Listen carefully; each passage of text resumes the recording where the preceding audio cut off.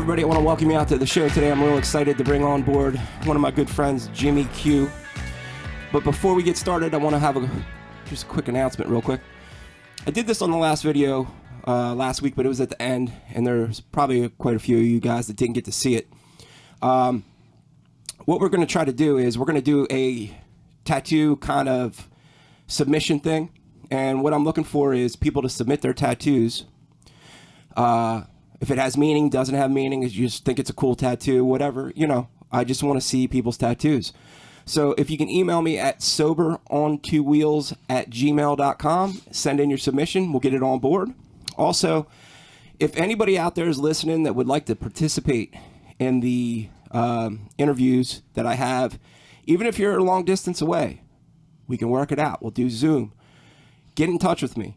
Message me on our channel. Message me at soberontwoowheels@gmail.com, and then we can go ahead and try to set something up. I'm always looking to see, new people out there, and get a different flavor. I'm looking for people, club, not club, doesn't matter. If you ride and you're sober, hit me up. I want to hear from you, and don't forget about those tattoo submissions. With that being said, I'm going to bring on Jiimmy Q, also known as Wired, good friend of mine. For a couple years now. I got to watch him come into the club and go through the process. He's got quite a few years of sobriety in and out, and we'll go through all that as the process goes. And, I'm just real excited to have you on board, man. Jimmy's a real quiet guy, but he's got a great story. And I think it's a story that a lot of people out there need to hear. So this is why I got you on the show, man. I mean, I know that you had...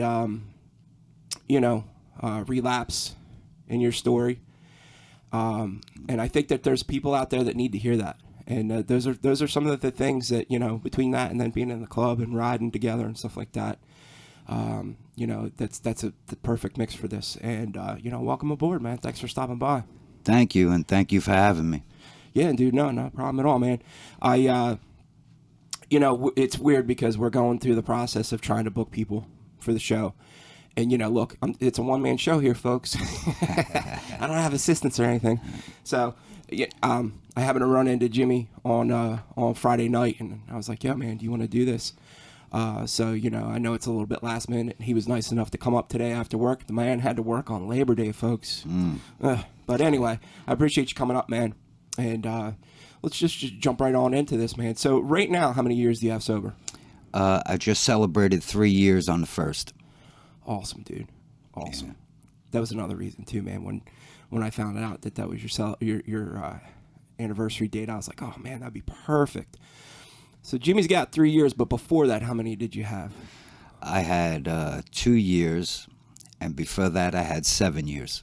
Right. I knew you had a good stretch in there at one point. Yes. So let's get into it, man. Like, how old were you when you started getting involved with drinking, drugs, whatever? I was a spoiled kid. I was about 9 years old. My family was in the bar business. We owned 2 bars. We had an after-hours club in the 70s in our basement. Okay. So I was around that as a child all the time. I come from a broken home. My mother left when I was about 5. My father, he did the best he could to raise me, but he really didn't have the skills. I'm not blaming my parents for anything. They just didn't have the skills to be a parent. You know what I mean? Right.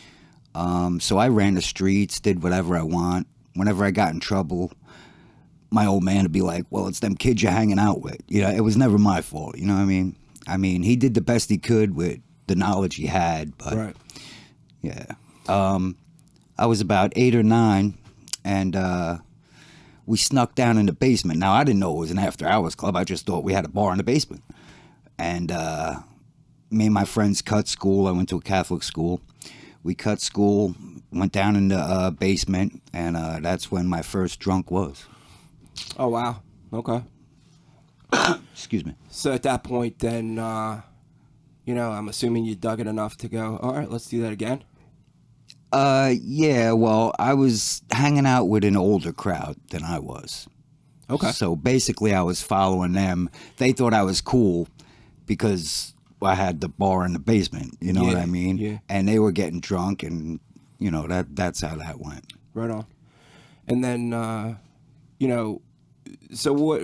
How old were you when you figured out that, you know what, man, this is an issue?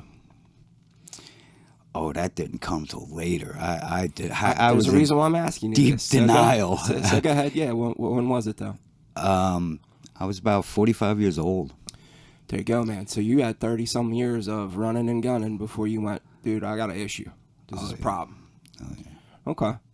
So then, you know, I'm assuming I would have just carried over into high school and stuff like that. I never made it to high school. Okay. I started getting arrested. Like I said, I was hanging out with older kids, and you know, the detention centers came, the reformatories, the county jails, and the prisons, the whole thing. But I was about 16, quit high school, was already incarcerated for 6 months at that point.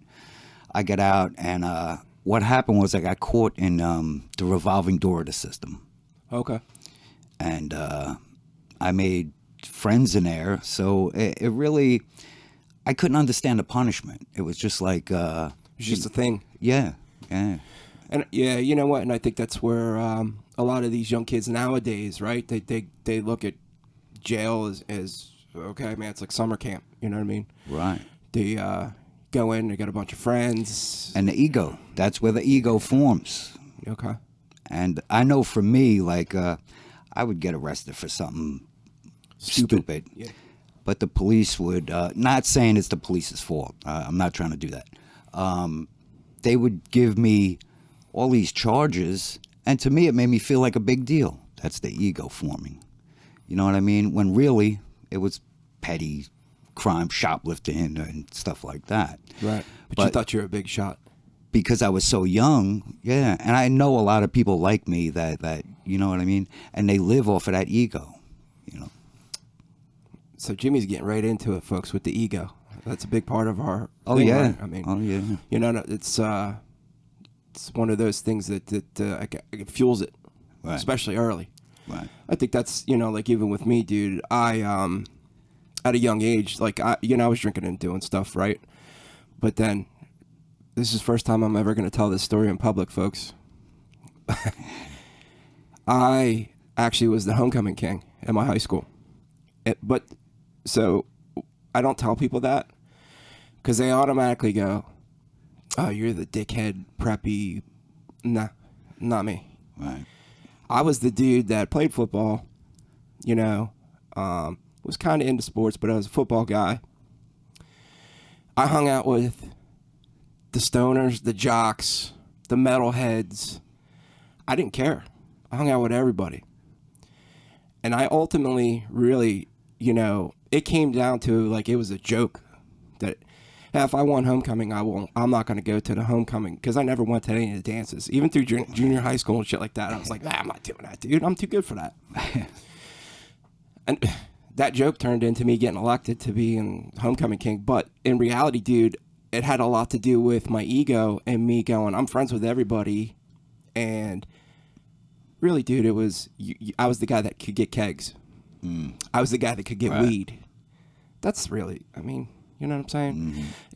Aside from those close, like, posse that I had of, I don't know, let's say 10 guys, I wasn't really friends with any of those people. Right. Like, I got a reunion coming up, and I'm like, I'm not going to take off of work to do that. You know, it sucks because there are a couple people I'd like to see, but Right.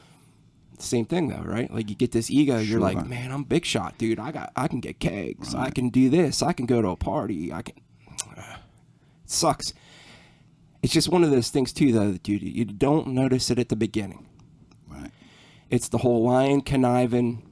You know what I'm saying? And it just starts to kind of creep, and it gets bigger as you go. It's like that little snowball. That once it starts rolling down a hill, it keeps getting bigger and bigger and bigger. And you got to live up to your reputation. You got to live up to your ego. Yeah. You know what I mean? That's the way you feel anyway. Right.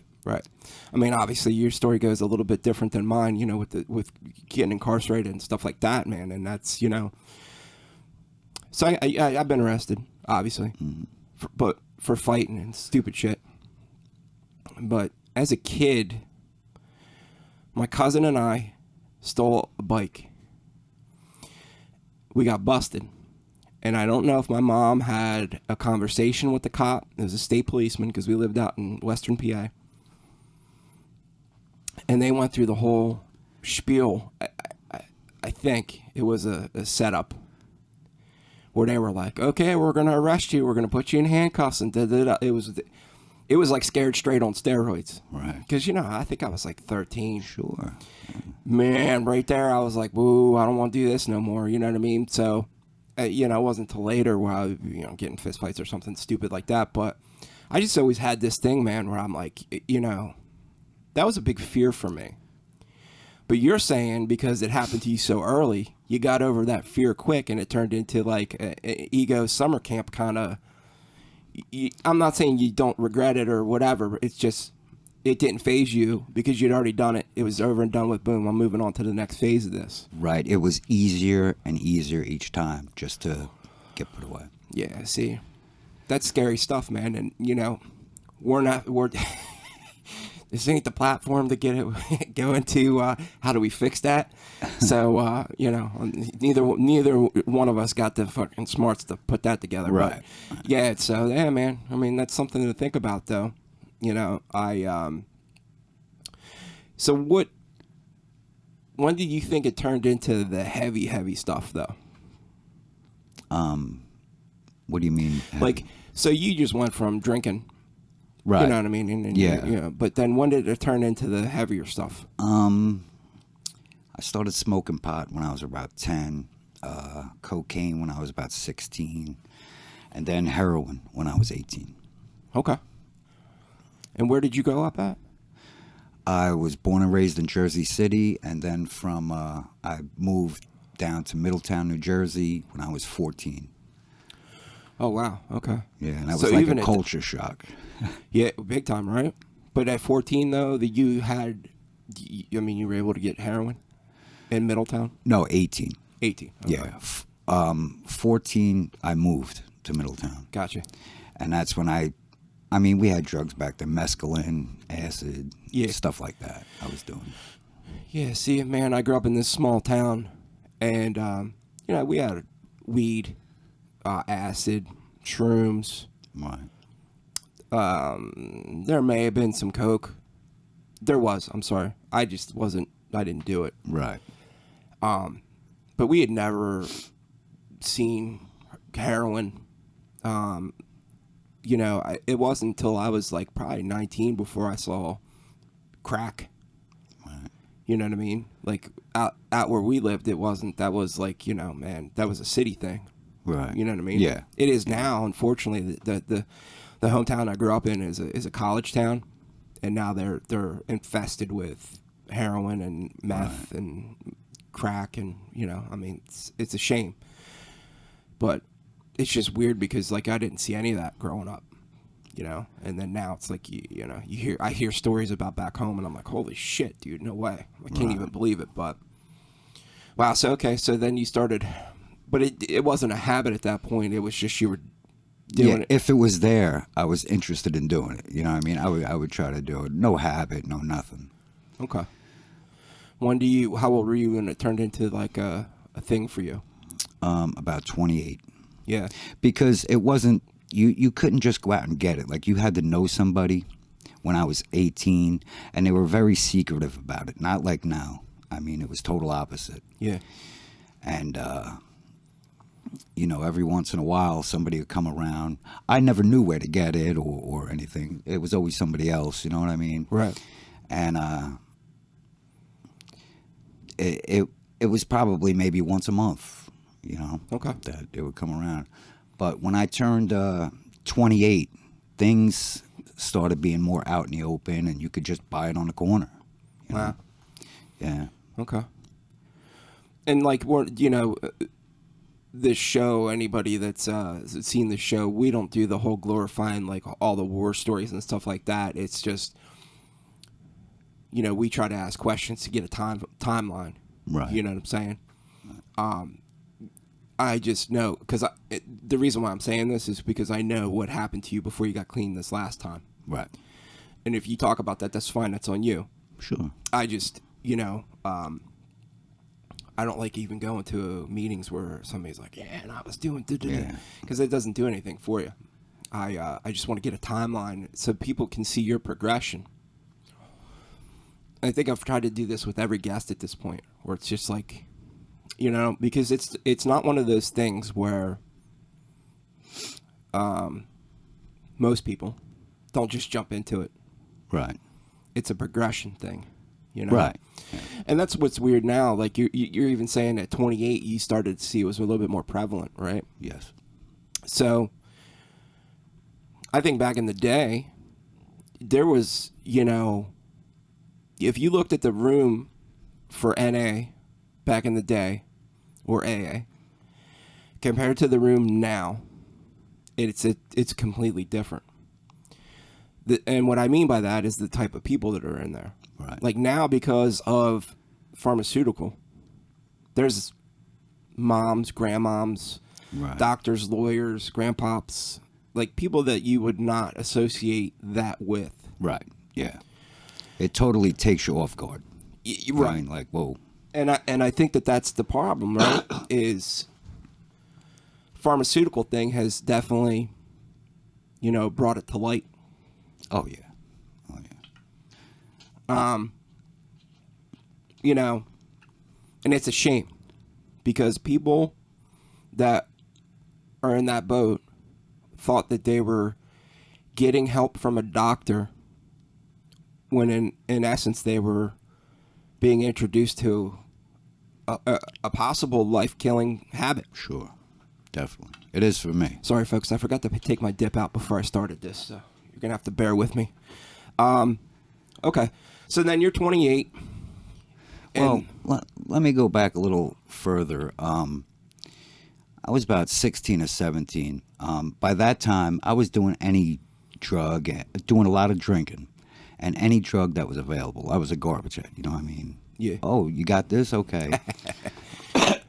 Like I said, the heroin was far and few in between. But what happened was I got incarcerated, I got out, and I had my girlfriend. I was about 17, she was 16, and she got pregnant. And I was like, okay, it's time to be a man, and I'm going to get a job and do the right thing. And I honestly believed that in my head. And that's what I did. I got a job. Well, I didn't know the world could be so cruel. But I found out the child wasn't mine. You know what I mean? She had lied to me. And I'm not blaming her for anything. This happened years ago. You know what I mean? I made my amends. But I found out how cruel the world could be. And, you know, she slept with my best friend. And, you know, back then I didn't know anything about emotions and stuff in your feelings and stuff.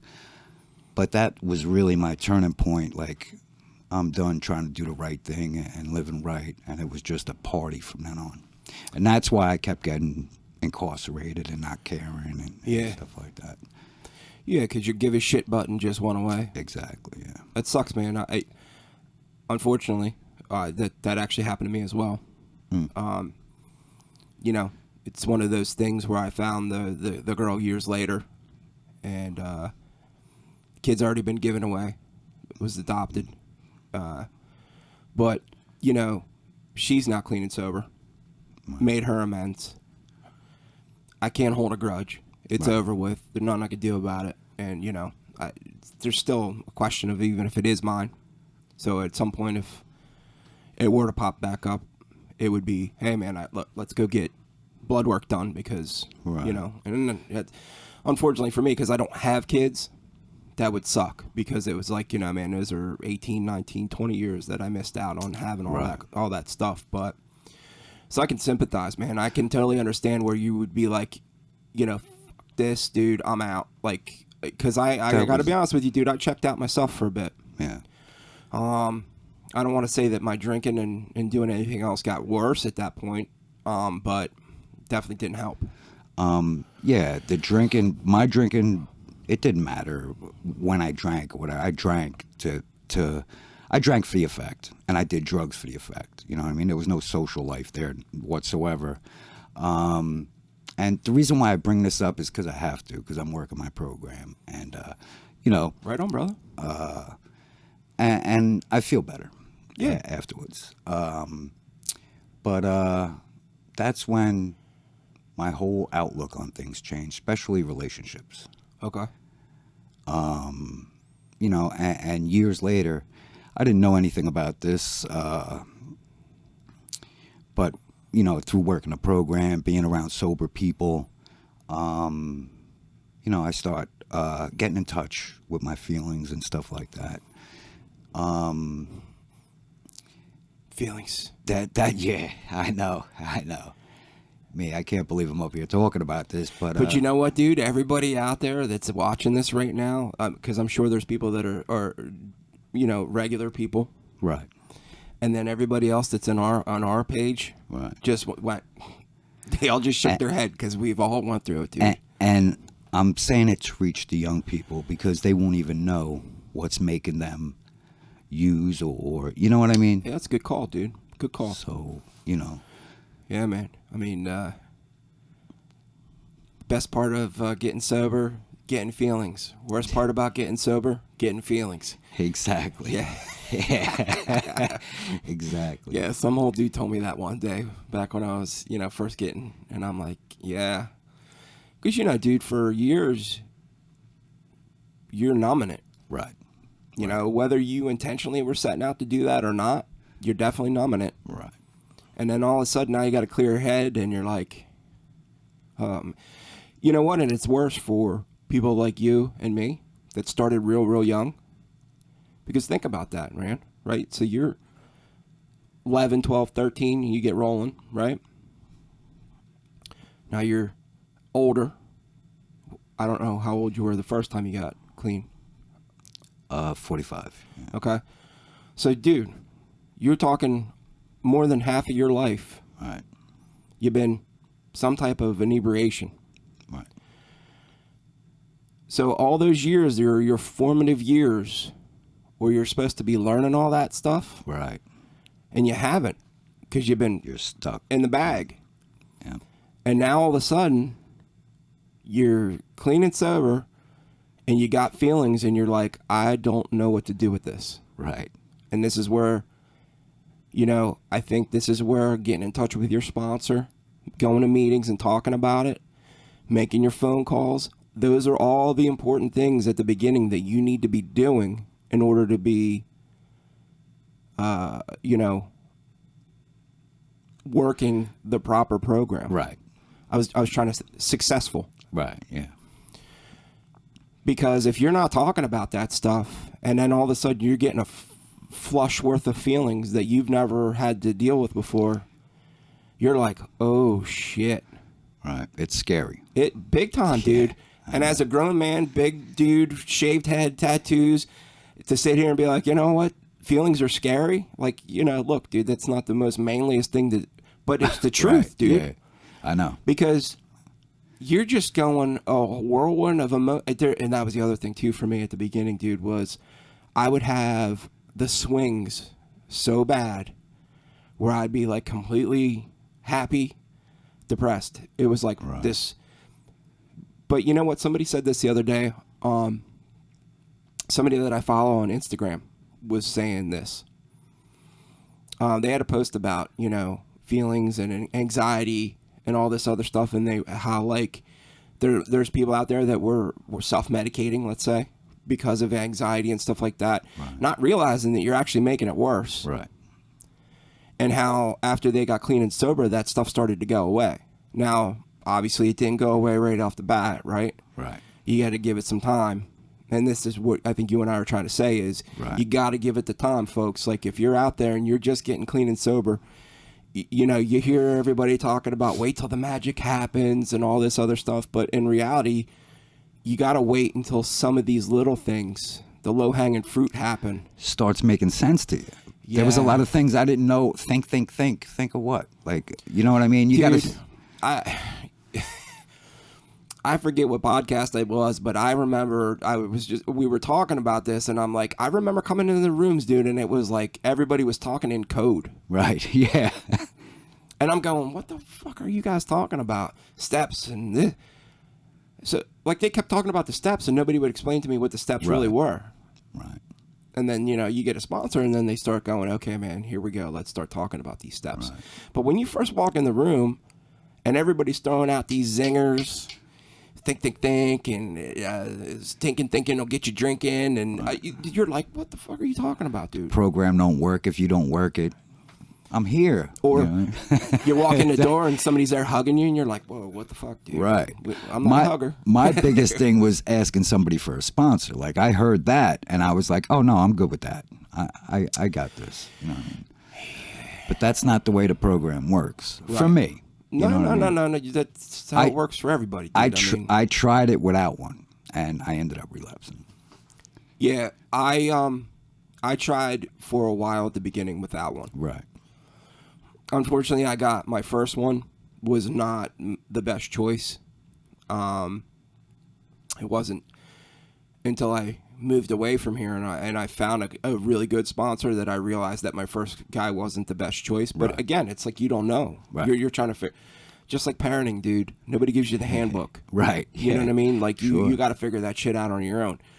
And it wasn't until I got a sponsor out in Arizona that really like hit the home run for me. That go, okay, man, to really like lay it down, layman's terms, dumb it down for me, dude. Like, because I'm confused as hell on all these acronyms and sayings and all that. I need to start from scratch, dude. Right. Well, you got 3 years, or I forget what it's, 2 years sober.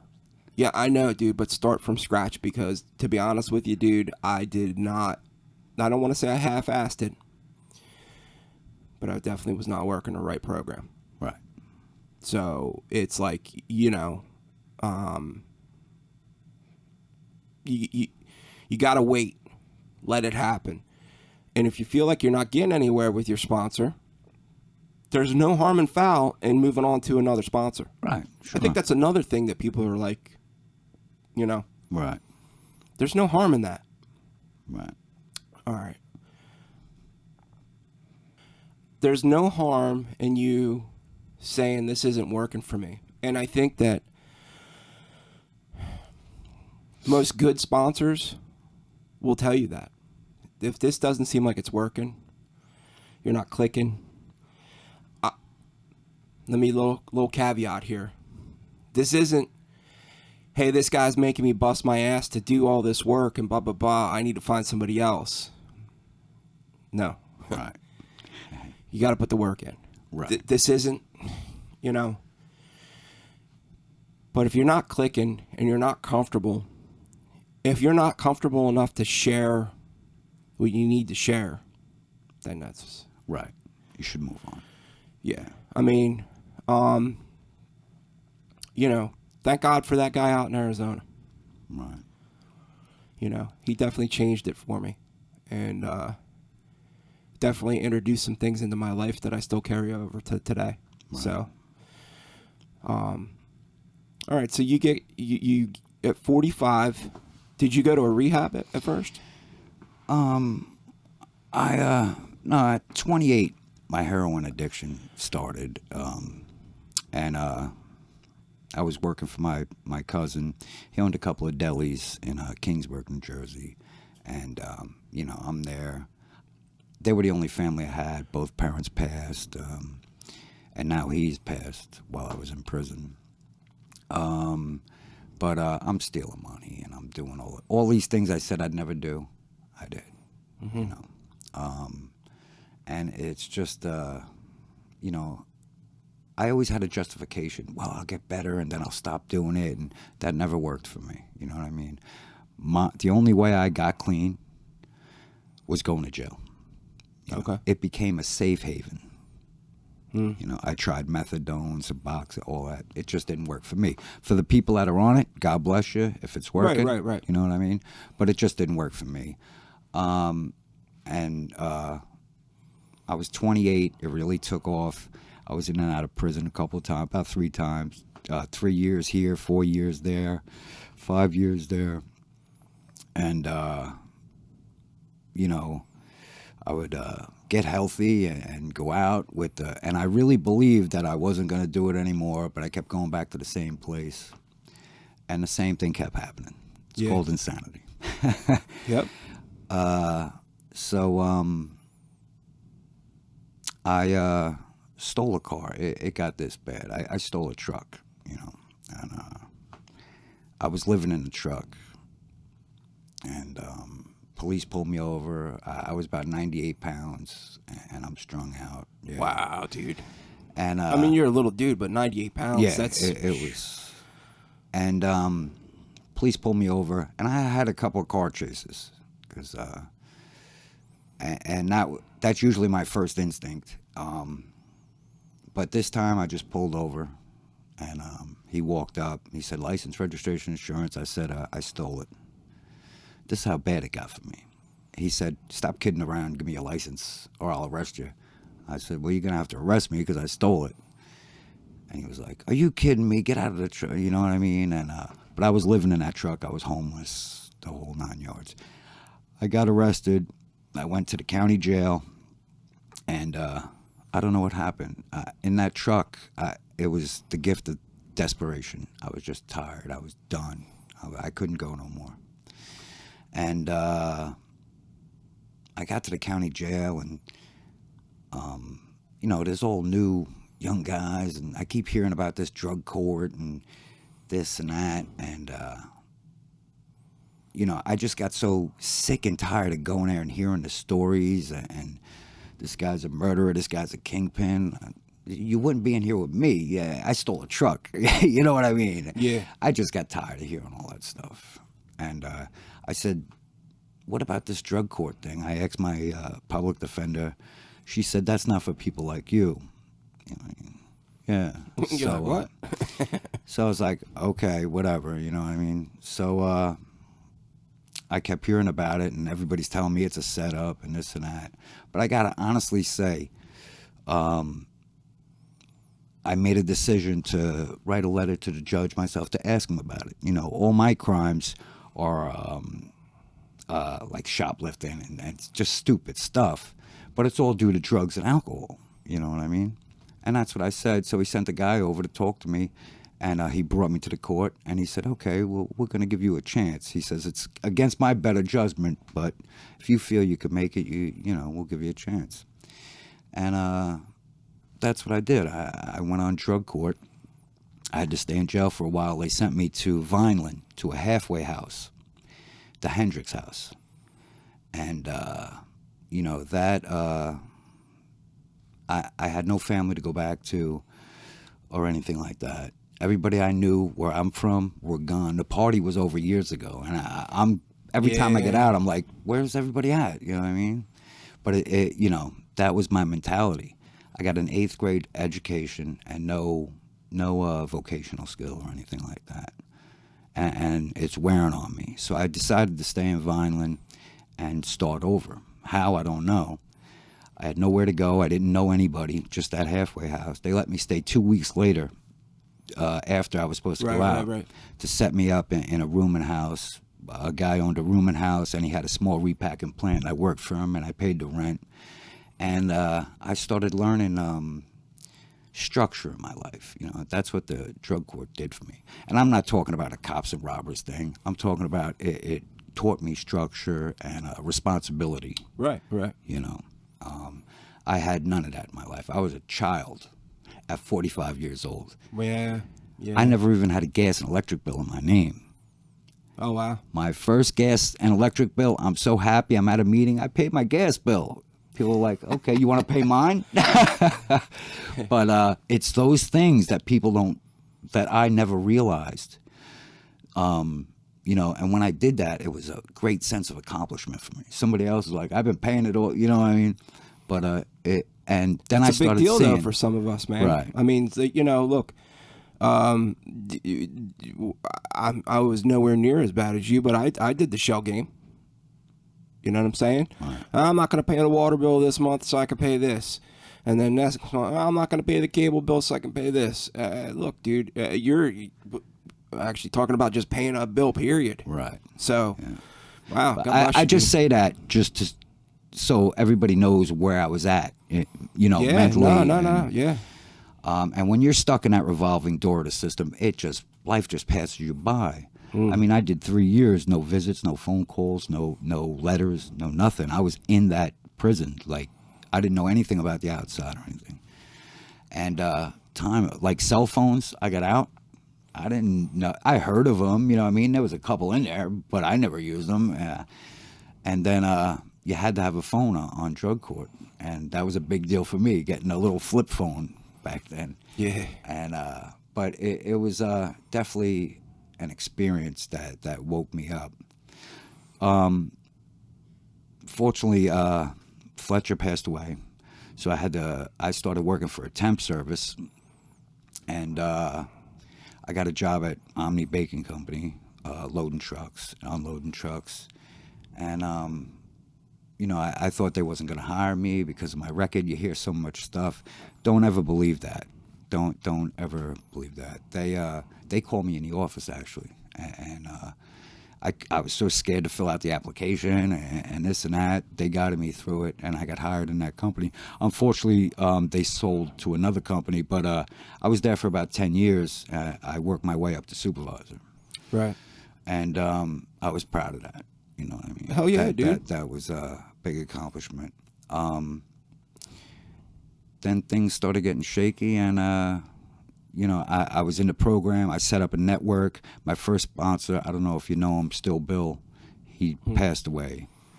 He was a good sponsor. He was a great guy, and he liked motorcycles. It was he's the first one who actually introduced me to riding distance and stuff like that. And then you know, as time went on, I didn't need that many meetings. Everything is good. I'm making money. I'm feeling good, and I start falling back on my meetings. Yep. I start falling back on my network. You know, people calling me, "Yo, are you okay?" This and that. Yeah. So I'm on my way to an event, and I forget the dates. I got 7 years clean, and I'm lost because I'm not from the area. And I end up in Camden. Yeah, man. So the irony of that is, that would have been the first day I met you. That's right. Yeah. Because we were at Sober Stock. Right. Me and a couple other dudes, and you were supposed to meet us there. Right. And then Fuel. Right. Wound up, he was worried where you were, or whatever. Yeah, I remember that day. Yeah. And, yeah, I didn't know. I bought a bag of heroin. What I thought was heroin, but it's fentanyl now. That's how long it been. And, yeah, I overdosed. Yeah. So, you know, that seems to be the common theme for anybody that comes on this show. Anybody that's had any type of relapse, it's the common theme is you start getting away from your program. Right. And it's like, you know, whether you start to miss meetings or stop making phone calls, you know, it's those little things that have guided you that all of a sudden now you're kind of pushing off to the side because you think you got it. Right. False sense of security. Yeah, you know, and there's been people out there that I've heard say, you know, I just showed up at a bar one day and I drank and I didn't even know I was there. That might be how it went down, but in reality, you probably were already... Yeah, the relapse happens before the actual pickup. Yeah. I mean, so like you know, you're working a lot and you think you got shit in the bag and you're like, you know what? And then, you know, you catch a met day a girl. yeah, like something happens that you're just like, you know. I think that going into this for me was my biggest fear. Was having something traumatic happen to me where I wouldn't know how to handle it. You know what I mean? Right. Especially at the beginning when maybe you don't have as many tools in your toolbox as you should. Something happening and you know. Right. scary shit, dude. Absolutely. That's one thing. It's one of the things, let's put it that way, that I feel blessed about being in this club. And I'm not making this podcast about, this. It's not about that, but Right. it's just part of my story. Mm-hmm. Because to me, if I were to have that moment, not only would I lose my house, wife, bike, whatever, but I'm going to lose my club, because that's a consequence of doing that. Right. And to me, man, like I busted my ass to get that. I don't want to give it up for nothing. Right. So that's always one of those, like, I don't know if you want to call it a safety net. I do. But you know what I'm saying? Like, that's just one of those things. It's like, dude, I'm not going to, there's no way. And, going back to that, I also have seen people in this club go through a lot being sober. Yep. Carp losing his daughter.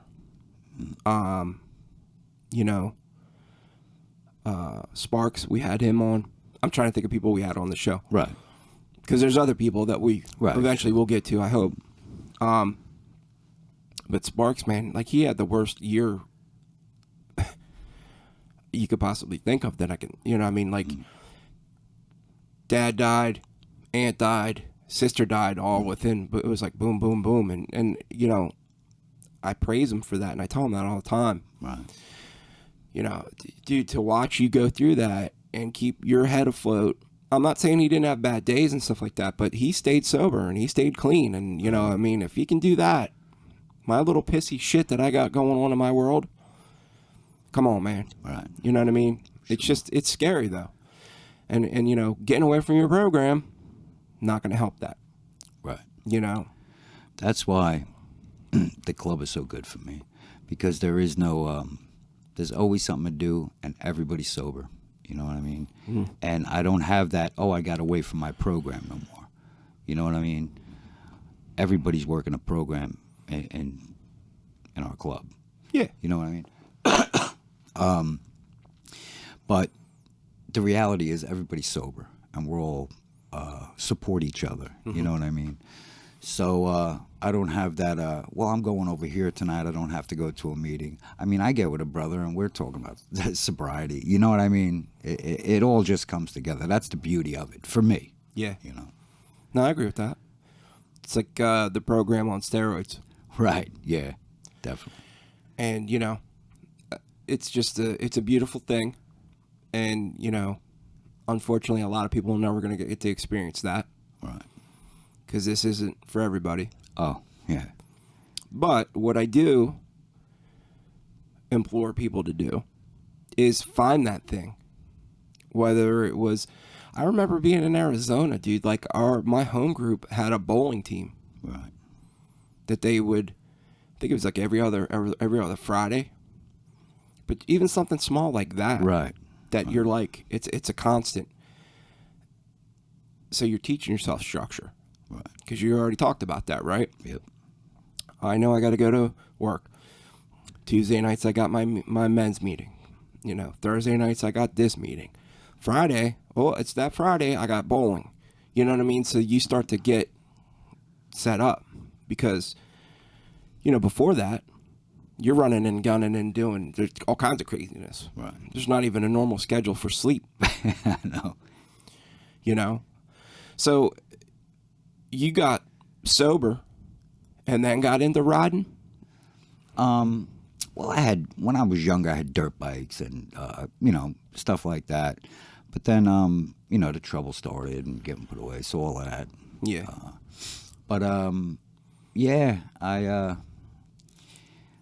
I bought a little, I didn't have a license when I got out. So I bought a little 250 Rebel off a 71-year-old lady, and it was brand new. She didn't like it. She liked her old bike.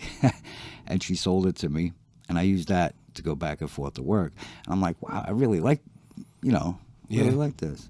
And then I met my sponsor, Still Bill, and he had a couple bikes. So I started riding on his for a little bit, and then I bought a 750 Honda, and then I don't know, the bug bit me, and I want a Harley. You know what I mean? And I saved up some money. By this time, I had my license. Drug court took me, get my license. That's another funny story. I told the judge, if it cost that much money, you could keep it. And he said, no, you don't understand. On this program, you pay. Whether you want it or not, you're going to pay. And he made me pay, and it was the best thing he did because I finally got my license back. There you go. Yeah, that's it. Things happen for a reason, man. That's right. And I took my motorcycle test, and I passed. And then I went and I bought the Harley. And I met a couple of people that ride to meetings in the Vineland area. And that was where it started taking off. And I didn't know anything about the culture, the clubs, anything like that. And I'm a newcomer. I'm still a newcomer. You know what I mean? I learn every day. Yeah. Me and a couple of guys, we want to start a motorcycle club. We're in the guy's basement. Okay, we'll do this, do this. Well, we didn't know. It's a lot more than Yeah, that. it's not that easy. But we went and we searched. You can't just start a motorcycle club like that. So we went and searched, and we found the messengers. Yeah. Okay. And I sad to say, two of those gentlemen have passed since that time. Yeah. You know, that there's a big group of you guys down in South Jersey that were, clean and sober that road. Yeah. You know, and yeah. That two of those guys within what, a year? Yeah. Yeah, it's a shame. We were all in the basement, me and three other guys, and we wanted to start and everything, and yeah, that was it. And we pursued the club life, and I'm still here, and I love it. You know what I mean? It does all that stuff for me. It gives me structure. Keeps me sober. It keeps my mind in recovery. You know what I mean? Well, the cool thing about it is too, like, because we meet pretty often, right, as a group, and man, you might be having one of those days where you're just a little quiet, and we're around each other so much. Somebody will be like, "Yeah, dude, what's up, man?" Exactly. You know what I mean? And that means a lot to people when you can just be in a funk, not even really say anything about it, but you're so close with your brothers that somebody's like, "Yo, man, you all right? What's going on, dude?" Pull you aside. Hey, maybe you don't want to tell everybody, so I'll pull you aside and be like, "Yo, what's going on, man? You all right?" And it was cool because just even through the years watching you, you know what I mean? Because like I said, I met you basically right after the accident. Right. And to watch you kind of move forward as you're going through the process, man, it's been really cool. And it's always really cool for me too to see the new guys come in that maybe don't have the exposure to the MC lifestyle to learn. Right. It's not always a pretty process, but nothing is. Right. You know what I mean? And it's just it's always really, really cool to see. And just like it's really cool to watch somebody come in the room for the first time. Right, exactly. I was just going to say that. Looks completely like disheveled, and you're like, whoa. And then, 6 months later or whatever, all of a sudden that dude's got like hair combed, he's got some clean clothes on, he's got a little maybe a little extra step to him. Right. You know what I mean? Same kind of thing, right? Like we get to see you guys come in, get frustrated because you're trying to learn and people are telling you to learn, and and you work your way through the phases of it, and right. it's just just like AA or NA, we hope you guys stay around long enough to see that it's worth it. You know what I mean? And most of the time, by the time you hit that part where you get your patch, you see it already. But I think you really see it after you get your patch and you get more involved, because that's really when the work starts again. Right. Yeah. You know? Yeah. And just a really cool process, man. And, you know, you riding, you know, you started late, and here you are riding in a pack. Unbelievable. It's unbelievable. Yeah. I think back of where when I started and everything, like, you know, riding in a pack is so different from what I thought actually doing it. You know what I mean? And you're responsible for everybody around you. Yep. You know what I mean? So it's, you know, you gotta almost be perfect. It's definitely not the time to be sightseeing or playing with Right. your radio or Exactly. other stuff. Exactly. You got to be focused, man. It's got to be Right. laser focus. Right. And, you know, outsiders see us riding and go, holy shit, like Right. that's scary looking. Well, when you first start riding in that pack, it is scary. It is. It's as scary as it looks. Exactly. I know. Now, I had a problem big time. now there's no other way I know how to ride. Now I'm just so used to, you know what I mean? Yeah.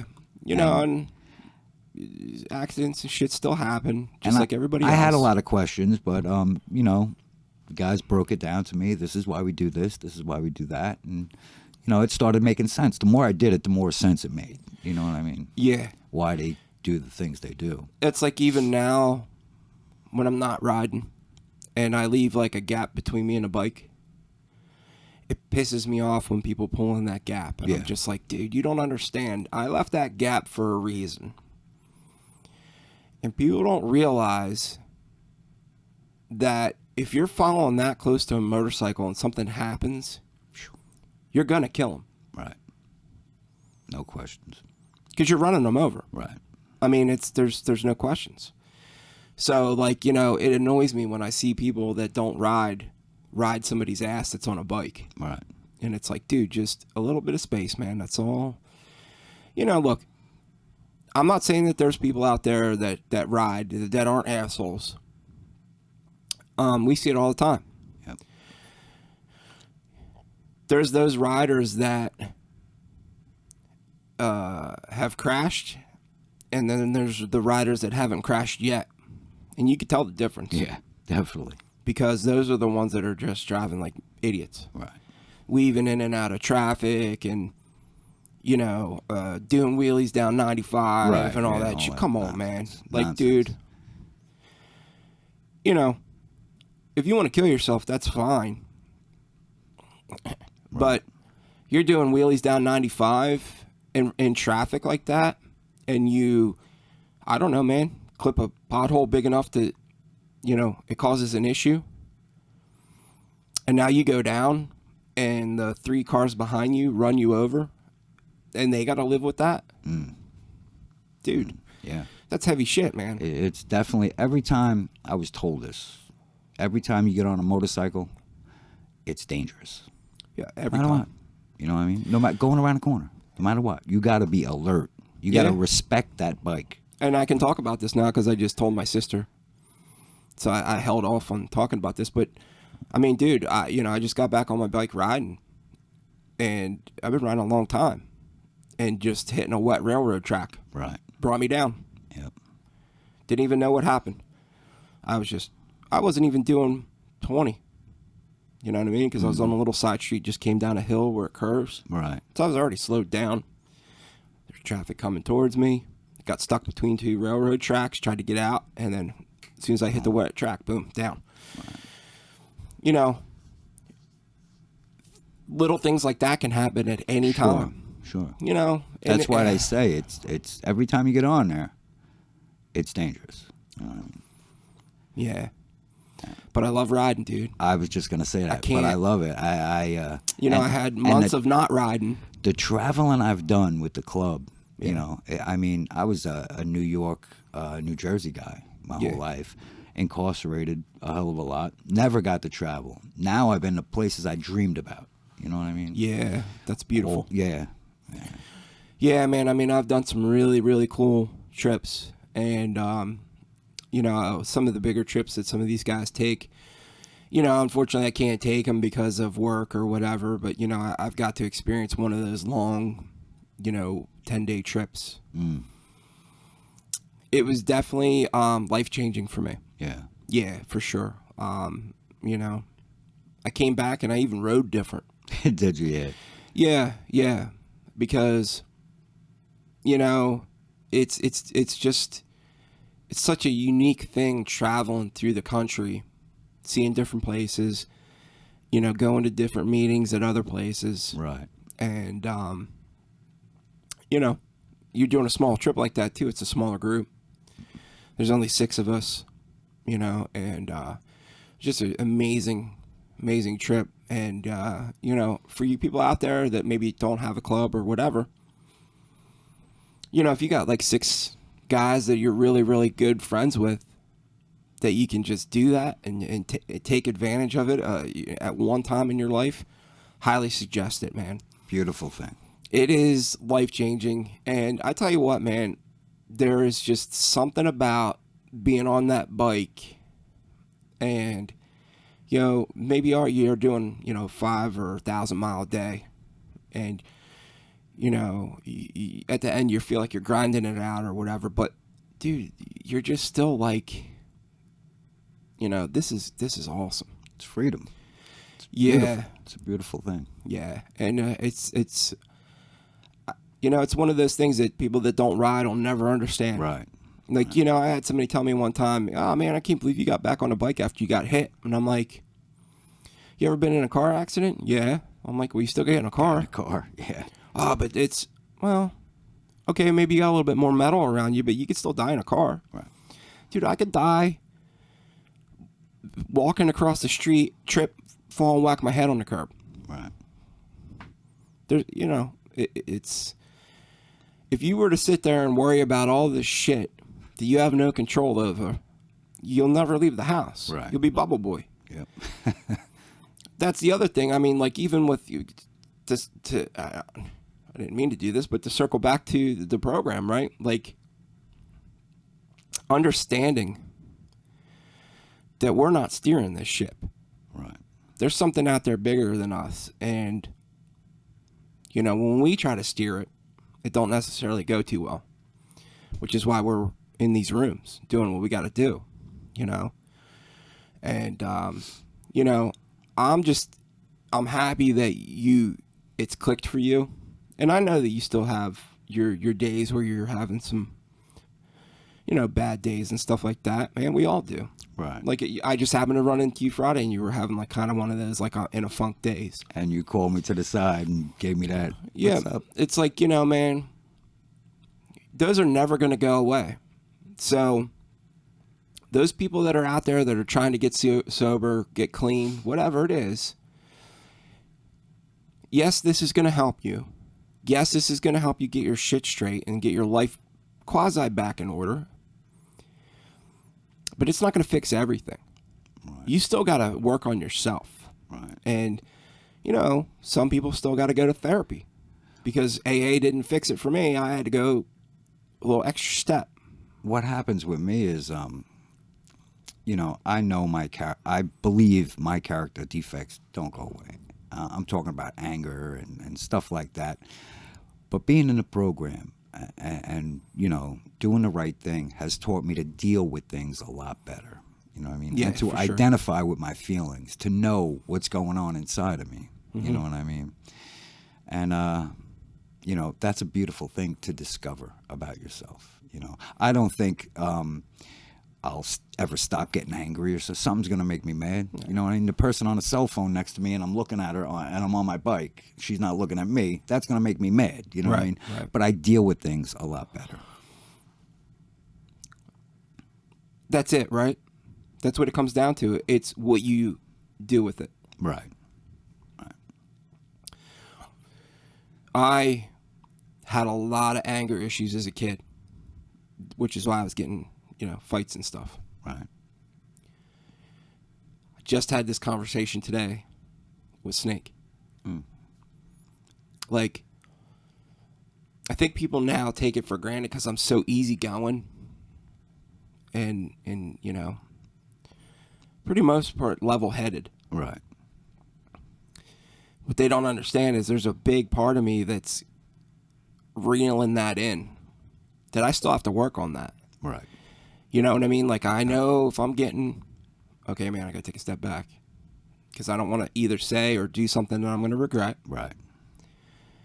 Because I'm one of those guys that has a super, super long fuse.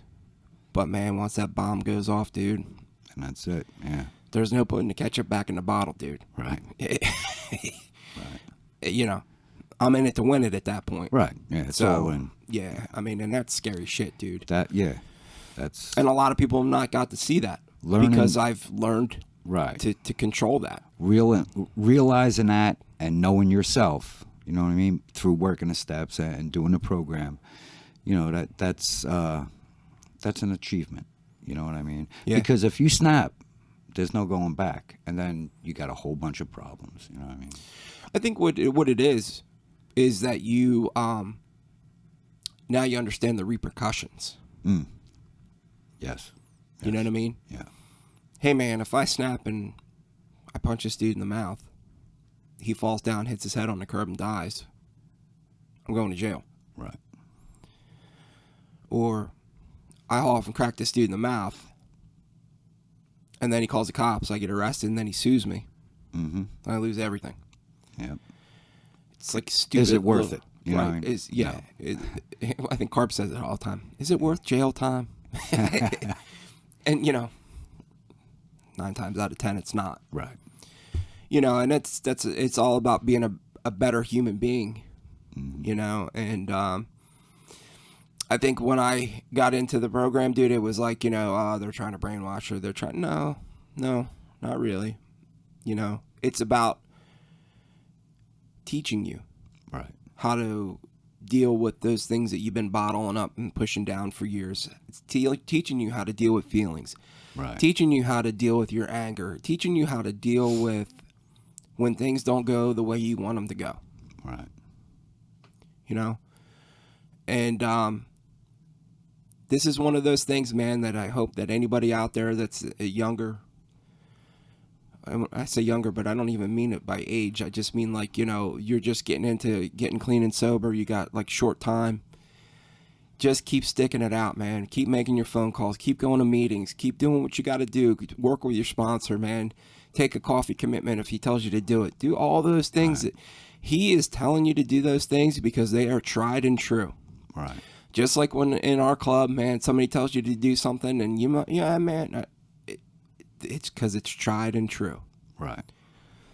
This is stuff that's been going on for a long time, dude. A long time. And there's a reason it's still around. And it works. I'm living proof. There you go. You know what I mean? And that's a beautiful thing, man.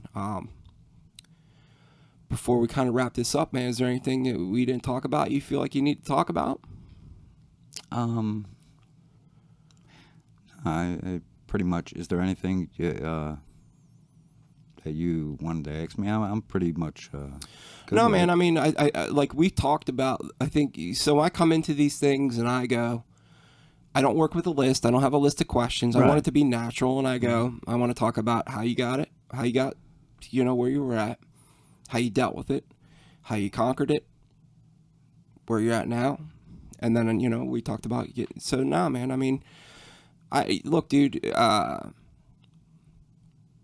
think that, you know, to keep this more personable and stuff like that, we don't always need to really get into the nitty gritty details because it's, you know, this show is about being clean and sober and also about motorcycles. Right. This isn't, if this was just a straight clean and sober channel, be a different story. We would probably go from soup to nuts, man. Right. You know what I'm saying? And it's part of it, but it's not what this is all about. Like, I want to make it so, you know, people out there that ride could be into it, and because we talk about club stuff, and you know what I mean? And then there's people out there that are clean and sober want to hear, you know. So I'm trying to give everybody a little piece of everything. That was the attraction for me. When I heard about like a sober motorcycle club, that was like, wow, because I was sober. Yeah. And I had a couple of bikes, and I loved to ride the bike, you know what I mean? And that was the thing for me. The main thing was being around sober people all the time. Right. You know what I mean? And that's what brought me into getting into the club and doing that. And I love to ride bikes. I love to travel now. It's great. And you know, I don't know too much about the club life. You know what I mean? But I'm learning. You know what I mean? It's a process. I keep going through each process, and I love it. You know what I mean? I mean, it's not for everybody.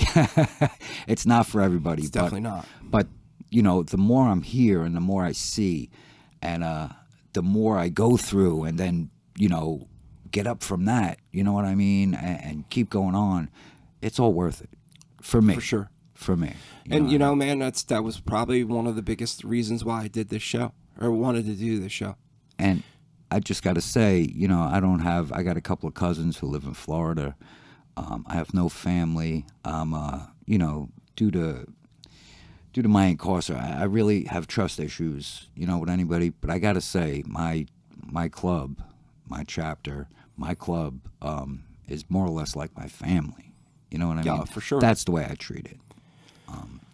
And that was another plus coming to the club. You know what I mean? Yeah. For me, and it's all a beautiful thing. You know? Yeah, I mean, look, dude, we you know, once a week we eat a meal together. We're together at Christmas time. You know what I'm saying? Like, Right. we're always together. Right. So, you know, I think that the guys that started this back in the day realized that part needed to happen. Right. Because, you know, maybe some of those guys, Patches, Mm-hmm. Preacher, BB, they're the three off the top of my head that when they were here at the beginning needed that. Right. They needed to have a family, a brotherhood, a structure of we're together in holidays, we're together, you know, once a week at least. Right. We meet, you know, that's a beautiful thing, man. Yeah. You know, I mean, I any one of my brothers can walk in my house, man, help themselves to their fridge, do what they got to do. Like, there's no, you know what I mean? Like, Right. My house is your house. Other than my crazy dog, I got to watch because my dog's hyper protective. But, you know, seriously, like I trust all of my brothers with everything that I own. Right. And that's the way it should be, dude. It's a beautiful thing. But that's why I started this. I wanted to bring to light the fact that there are sober clubs out there. Right. And, you know, hopefully we'll get some of the other sober clubs on here. I mean, I have contacts and stuff like that, and we're friends with a bunch of different Right. clubs. Yeah. So, you know, eventually I do want to get other clubs on here because there are other clubs out there, and there are other clubs out there in all parts of the United States. So if you're watching this and you're in Texas, let's say, I know clubs in there in your state that are clean and sober. If you're in Arizona, I know clubs in your state that are clean and sober. There's people out there that could be living in the same town and not realize that there's a clean and sober club there. Right. And I wanted to bring that to light. Right. Because I've already seen it with my two eyes where we show up somewhere and they're like, whoa, it's a clean and sober motorcycle club. That's, but if they really look, there's probably one in their state. Right. And possibly even in their town. You know, we're out there. We are just as much a part of this now as anybody else. Right. Because clean and sober clubs have been around a long time. And, you know, we're here to stay. Right. You know, we got a good thing going, man. And, you know, hey, it's our own little niche of the world that we like to live in. And Absolutely. we're good with it. You know, Right. we're completely fine with that, dude. And, you know, I just want people to understand that there's plenty of opportunity out there for you. Right. You know, and, you know, hopefully other people out there are watching this somewhere and see it and go, man, that'd be cool to do. Right. You know? That's what I did. Yeah, I mean, Yeah. look, hey, obviously, you know, the more people we have involved with this, the better off it's going to be. Sure. You Absolutely. know, there's a reason why there's a sober round table at the NCOM and stuff like that. Mm-hmm. Because there's sober clubs all over the United States. Right. So it's a beautiful thing, man. And man, I appreciate you coming out and doing this, dude. Coming out on you get that and working all day. Again, anybody that's out there that would like to talk to me about possibly setting up an interview, it doesn't matter if you're in my state, not in my state, can't make it here, can make it here, we'll make it happen, man. We'll do Zoom, I'll record it, we'll do whatever we got to do, man. So hit me up, soberontwowheels@gmail.com. Also, please, tattoo submissions, man. I want to see them. And what we'll do is once we start getting some, I'm actually going to feature it on each one of my episodes. I'll put it up on screen. I'll say whose it is, talk about it. If you give me a cool little, hey, I got this from my dad who died, blah, blah, blah. I'll even talk about that, man. This way it'll be a cool little thing that we continue to start doing, man, because it's one of my things, man. Obviously, right. I love tattoos. Yeah. And, I'm always interested in seeing somebody else's stuff and the reasoning why they maybe have it. Right. So, soberontwoWheels@gmail.com. Thank you for coming out. I hope you stayed to the end. If you haven't done so already, please like and subscribe, and we will see you next week. Thank you.